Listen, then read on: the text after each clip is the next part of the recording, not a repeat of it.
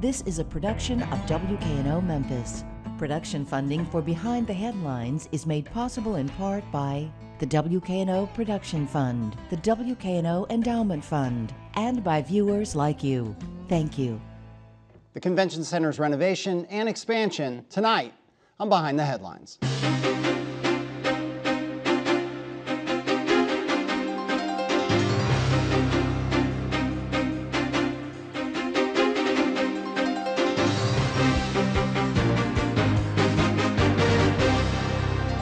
I'm Eric Barnes, publisher of the Memphis Daily News. Thanks for joining us.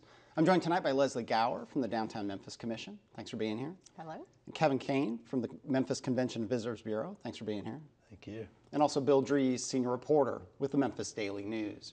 We'll start, and I led the show with the Convention Center, but really it's about tourism and a whole lot more that's going on. But let's start with the kind of the centerpiece, which is first some renovations to the Convention Center that you have proposed, and then a possible expansion over the long term. Talk about the renovation and what goes into that.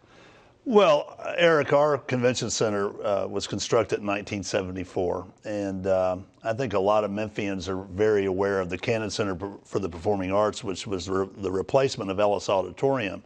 That was completed in 2003, 12 years ago. But during that expansion, very little was really done to the existing convention center. So the convention center is in dire need of a major facelift, especially as you drive down Poplar or you drive down Front Street and you look at the facility. Even on the outside, you see a new building, relatively new building, the Cannon Center, connected to a pretty monolithic 1970s dated convention center. And I don't think we have to look too farther away than just Nashville, 200 miles, to see what the impact that the new Music City Center has had on their city, or just a couple hundred miles down the road to the south, Jackson, Mississippi, that is a few years ago built a new convention center in their community. And we're not trying to be like the Joneses. We just got to do this to compete and to keep up with what's going on. And the renovation part, which I think that was approved, the tax change that is a bed tax, is that correct? Yes. Hotel tax? It's an increase of the city lodging tax by 1.8%. So for the citizens of Memphis and Shelby County, this is not encroaching on their property taxes. We're basically taxing our visitors. And we're looking at somewhere between $50 and $60 million for yes, the renovation. that 1.8% increase will generate enough revenue that will support about $50 to $60 million on bonds to improve the building. But you talk about the Nashville one. The Nashville Convention Center was a $1 billion project? I mean, it was a huge project. I think all in it was close to $650 million. Yeah, so we're not talking so much about keeping up with them, even because we're just not talking about the same amount of money. We're talking about making our building as competitive as we possibly can make it under its current configuration.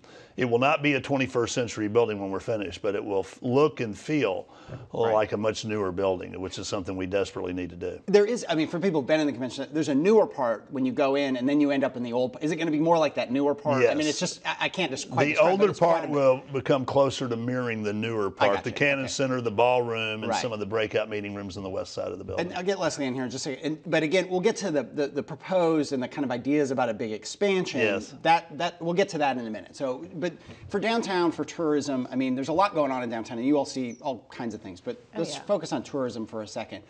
You all are behind this? I mean, a renovation and maybe possible expansion of the convention center? Of course. I mean, there's so much investment right now in downtown tourism. We have probably about $350 million worth of new tourism attractions and destinations in downtown, and that's a lot of investment that we're seeing from the private and public sector.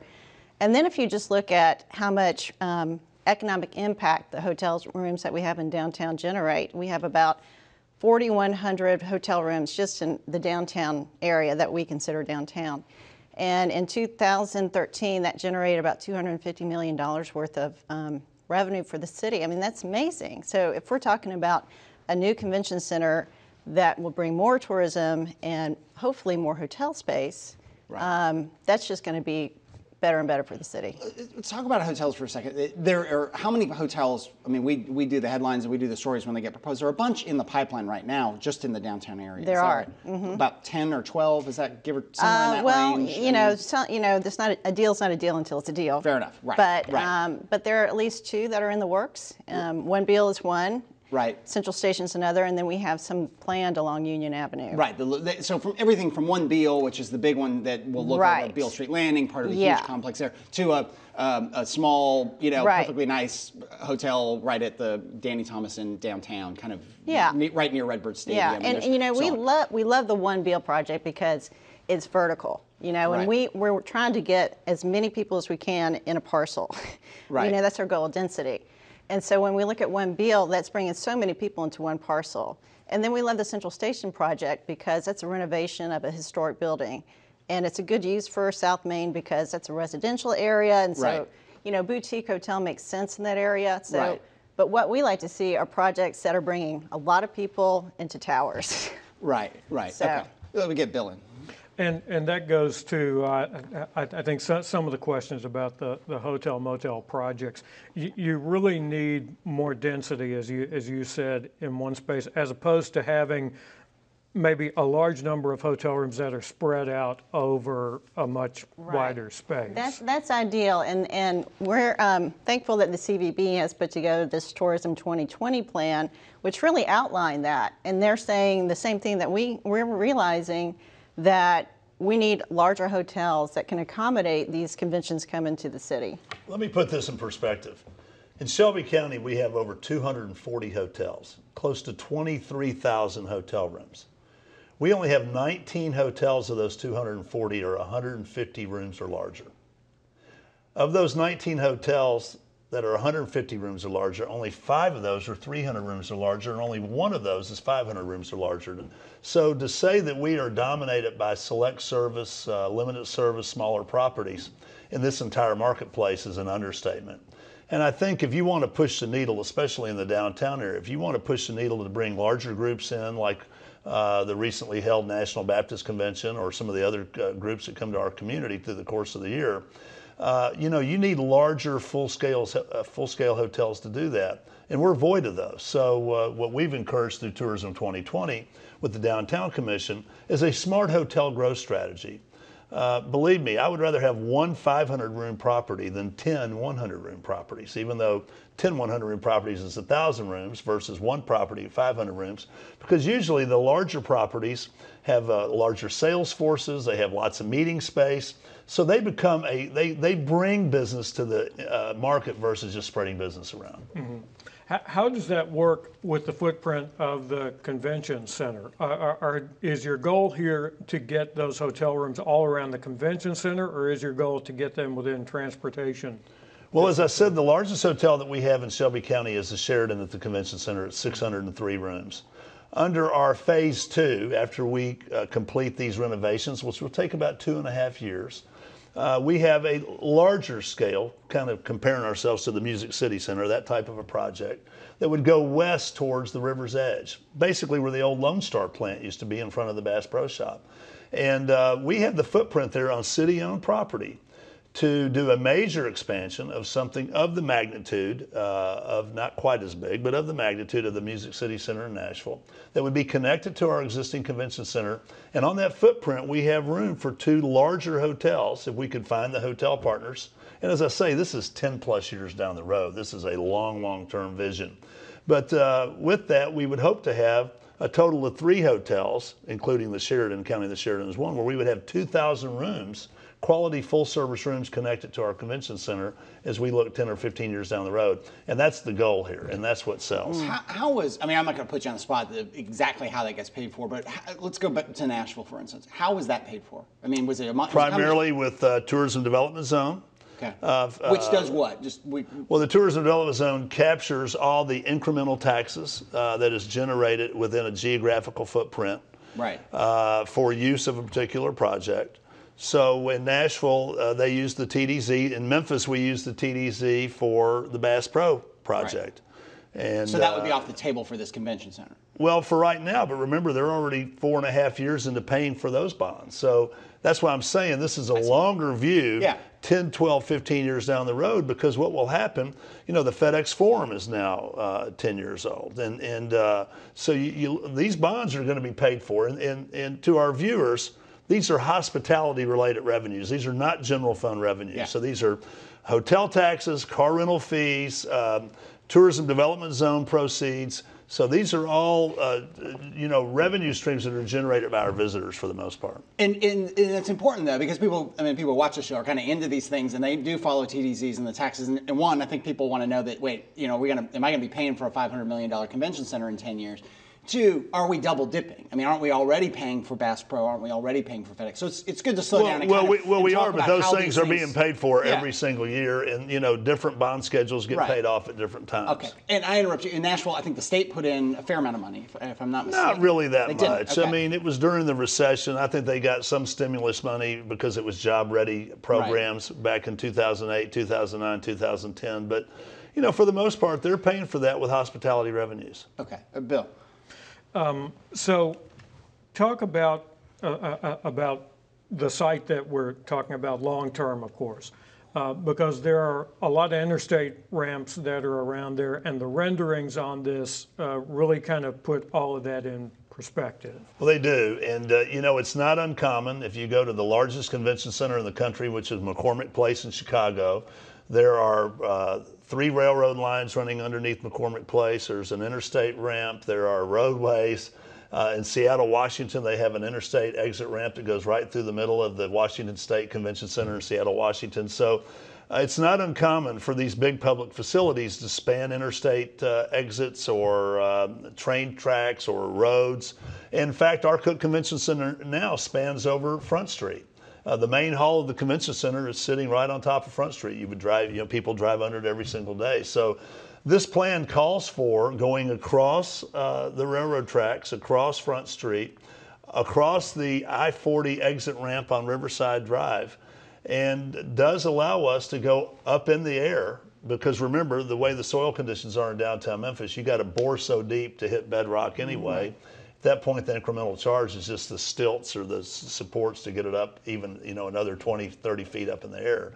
And engineers and architects that have already looked at these preliminary plans says it can very easily be done, and quite honestly does not add an enormous amount of cost to the project. Now, it's not finalized that the expansion would happen there, right? Absolutely not. 10 years, 15 years, the whole world changes. Right, and we may decide that we need a convention center in another part of downtown by then. But this is just laying out a plan, a kind of a multi-phase plan on what we can do. And I will tell you that if you're not planning for the future, obviously you plan and then sometimes plans change, but the worst thing you can do is not plan at all. Yeah. And I think, unfortunately, that's kind of the situation we've gotten ourselves in. We got a 40-year-old convention center that in a way has been kind of put on the sidelines for other worthy projects within the community.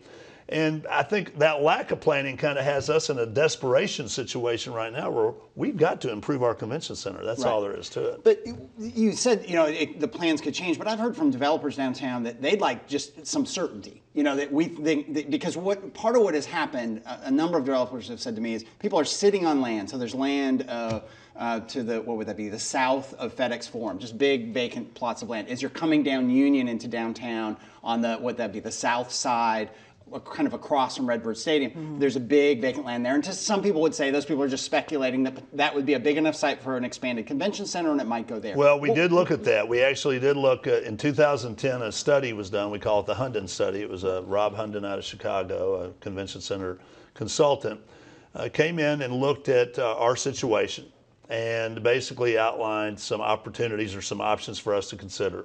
And basically said if you were going to build a new convention center, that the 2 most logical sites would be the existing location where we are now, or across from AutoZone Park, in between AutoZone Park and the FedEx Forum on that land, that in between kind of Danny Thomas and the Doubletree Hotel or the Peabody. That footprint over there, and of course Lester Lit and other people have businesses there, so I don't want to act like we're getting ready to take over anybody's property, but I'm just saying that footprint was kind of earmarked as a location that could be a potential use for a future convention center.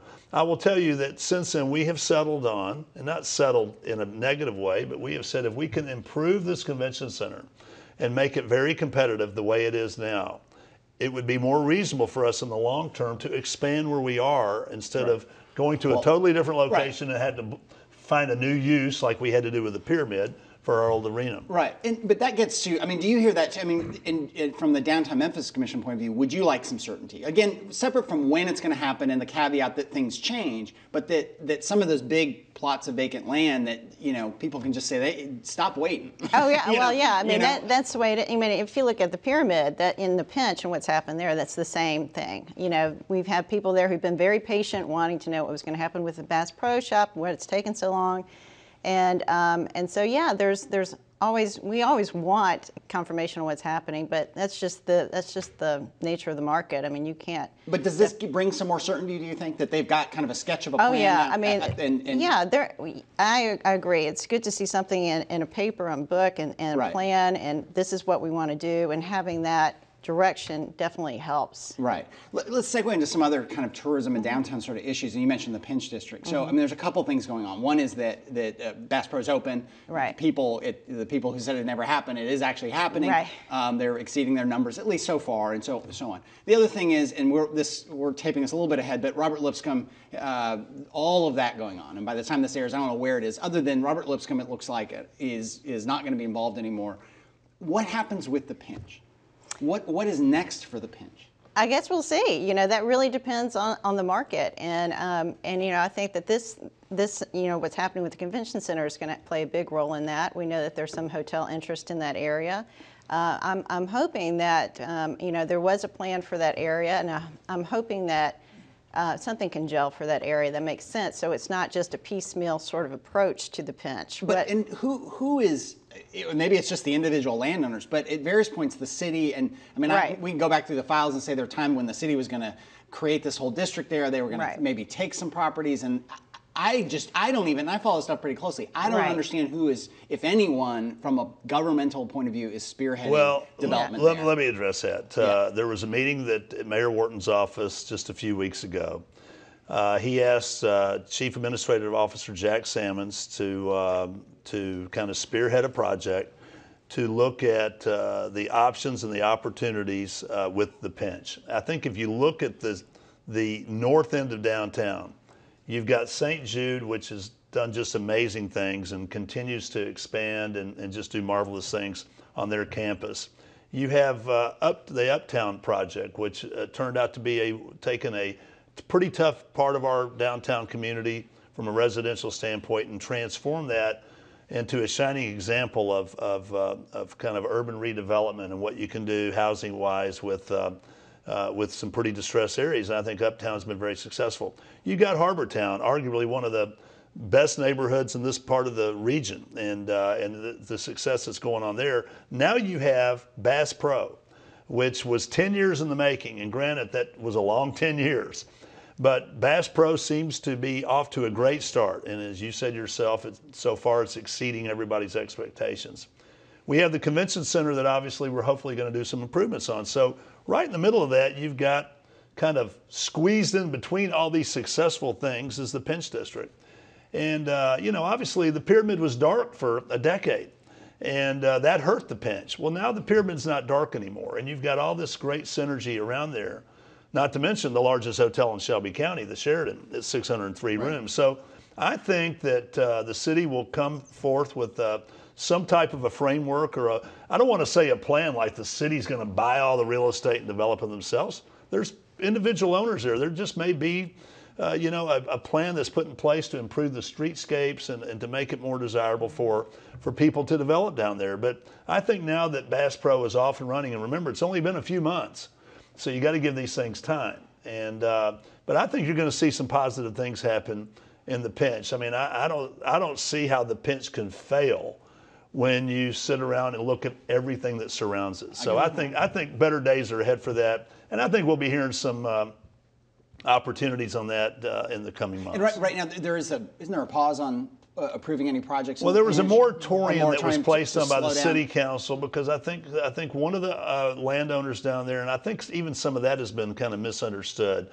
was proposing a hotel project right across from Bass Pro, and I think it was a little misunderstood on what the hotel project was going to be, and I think they're working through that. So You know, I think whatever this quote-unquote moratorium is will not last very long, and you'll see. Well, if nothing else, it'll obviously, get through election season. Exactly. I mean, it's hard. Not everything sort of is through the lens of election season right now. really believe that sooner than later we're gonna hear some positive things as it relates to the Bill, there's about 7 minutes left. And it was an extended stay hotel originally, which my understanding is it's no longer an extended stay hotel, that the plans for that have changed over that time. Leslie, let's talk about transportation. Obviously, public transportation plays a great role in what happens with any convention center. That's the ideal way to get around a relatively short distance for people who are not familiar with a given city. What are the Downtown Memphis Commission hopes for public transportation in this area in particular? Well, we're ready for the trolleys to come back in full force, obviously, because that connectivity between the convention center to Beale Street to South Main and then up to the Edge District is so important. That's the way our conventioneers get to see all of the great sites. We have so many attractions in downtown Memphis, and to get from point A to point B, while it's walkable, it's a large area, and so you do need a trolley. You do need something to get you to and from. We like the idea of the new bike share program that's being proposed for downtown and other parts of Memphis and things like that. There is an issue a little bit about connectivity between the different parts of downtown, because you're going through one area that's really vibrant and active, and then you hit maybe a dead spot.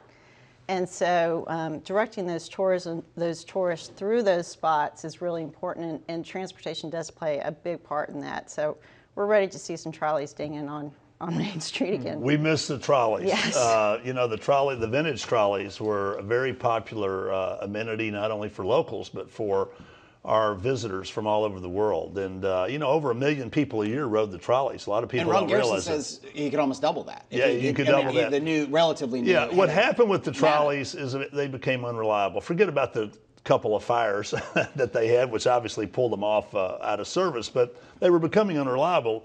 As Ron would share with people, there was 1 or 2 trolley cars that were in the maintenance shop almost on a weekly basis, taken out of service because of mechanical issues, because they were so old. And I think the plan is to bring back vintage trolleys with modern technology so that they're much more reliable. And hopefully that will happen sooner than later. Obviously, there's, I think, 8 rubber tire trolleys that are now rolling around on the streets of downtown, which aesthetically look great. Right. And they're versatile. They're a lot better than those big green buses that we had trying to maneuver around downtown. So, but Leslie's right. Connectability and getting our visitors, especially and our locals, from point A to point B seamlessly is very important. Right. And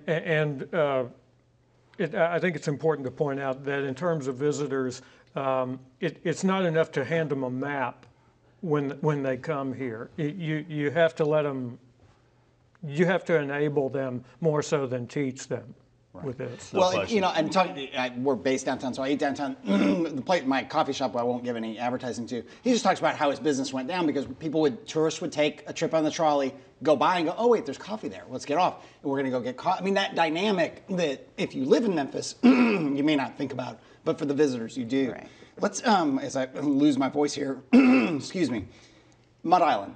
There's been some talk now. The city putting an RFP out for some. I mean, we talked about the the dead spot at the Pinch District, but what about the dead spot? I mean, dead or underutilized spot. I think we would all agree that is Mud Island right now. Mud Island is a tremendously valuable piece of real estate. It's smaller than people realize. I mean, everybody thinks Mud Island. Most of it is already residential. It's really really talking about a postage stamp on the and I am talking on the southern edge. Yeah. But Andy Cates, a local developer, has a proposal into the Riverfront Development Corporation and to the city.